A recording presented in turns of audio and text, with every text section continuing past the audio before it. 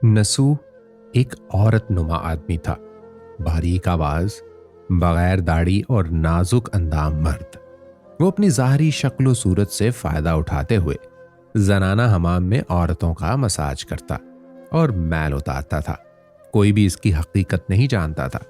सभी इसे औरत समझते थे। यह तरीका इसके लिए जरिया माश भी था और औरतों के जिस्म से लज्जत भी लेता था। कई बार जमीर की मुलामत करने पर इसने इस काम से तौबा भी कर ली, लेकिन हमेशा तौबा तोड़ता रहा। एक दिन बादशाह की बेटी हमाम गई। हमाम और मसाज करने के बाद पता चला कि इसका गिरा बहा गोहर खो गया है। बादशाह की बेटी ने हुक्म दिया कि सबकी तलाशी ली जाए। सबकी तलाशी ली गई, हीरा नहीं मिला। नसूह रुसवाई के डर से एक जगह छुप गया। जब इसने देखा कि शहजादी की कनीजें इसे ढूंढ रही हैं, तो सच्चे दिल से खुदा को पुकारा और खुदा की बारगाह में दिल से तौबा की और वादा किया कि आइंदा कभी भी ये काम नहीं करूंगा। मेरी लाज रख ले मौला।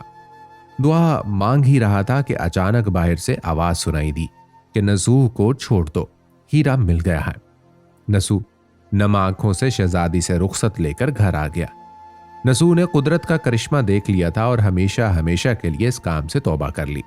कई दिनों से हमाम ना जाने पर एक दिन शहजादी ने बुलावा भेजा कि हमाम आकर मेरा मसाज करे, लेकिन नसूह ने बहाना बनाया कि मेरे हाथ में दर्द है, मैं मसाज नहीं कर सकता हूं।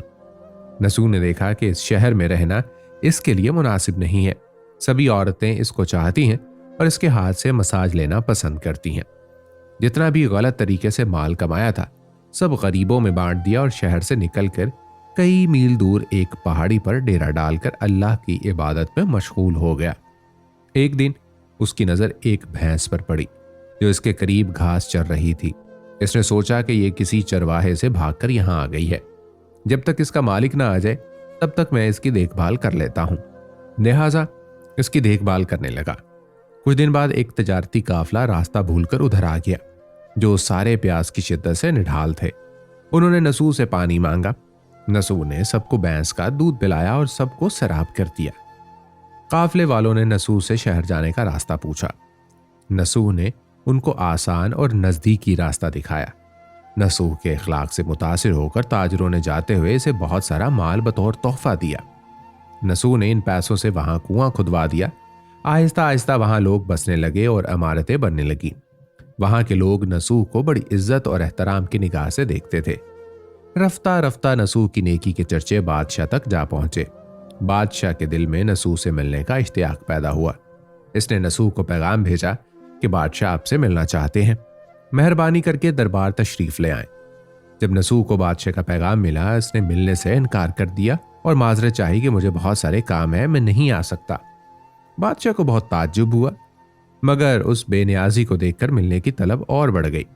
बादशाह ने कहा कि अगर नसूह नहीं आ सकते तो हम खुद इसके पास जाएंगे।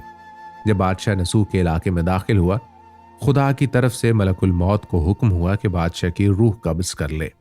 चूंकि बादशाह बतौर अकीदतमंद नसूह को मिलने आ रहा था और रियाया भी नसूह की खूबियों की गर्विदा थी, इसलिए नसूह को बादशाह के तख्त पर बिठा दिया गया। नसूह ने अपने मुल्क में अदल और इंसाफ का निजाम कायम किया। वही शहजादी जिसे औरत का भेस बदलकर हाथ लगाते हुए भी डरता था, इस शहजादी ने नसूह से शादी कर ली। एक दिन नसूह दरबार में बैठा लोगों की दाद रसी कर रहा था कि एक शख्स वारिद हुआ और कहने लगा कि कुछ साल पहले मेरी भैंस गुम हो गई थी। बहुत ढूंढा मगर नहीं मिली, बराए मेहरबानी मेरी मदद फरमाएं। नसूह ने कहा कि तुम्हारी भैंस मेरे पास है। आज जो कुछ मेरे पास है वो तुम्हारी भैंस की वजह से है। नसूह ने हुक्म दिया कि इसके सारे माल और दौलत का आधा हिस्सा भैंस के मालिक को दिया जाए। वो शख्स खुदा के हुक्म से कहने लगा, ऐ नसूह, जान लो, न मैं इंसान हूं और ना ही वो जानवर भैंस है, बल्कि हम दो फरिश्ते हैं, तुम्हारे इम्तिहान के लिए आए थे। ये सारा माल और दौलत तुम्हारे सच्चे दिल से तौबा करने का नतीजा है। ये सब कुछ तुम्हें मुबारक हो। वो दोनों फरिश्ते नजरों से गायब हो गए। उसी वजह से सच्चे दिल से तौबा करने को तौबा नसूह कहते हैं। तारीख की कुतुब में नसूह को बनी इसराइल के एक बड़े आबिद की हैसियत से लिखा गया है।